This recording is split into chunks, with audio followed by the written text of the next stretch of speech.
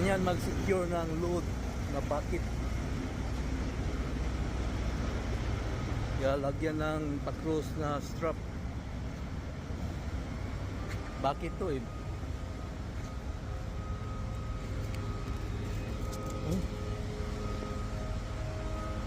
Kahit na marami kang strap, dahan-dahan ka pa rin sa pagpreno at sa pag-turn. Pag nag-turn ka, bigla mag-shift rin ito sa side.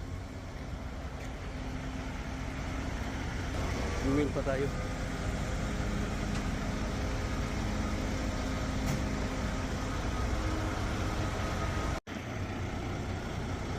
Got here safe.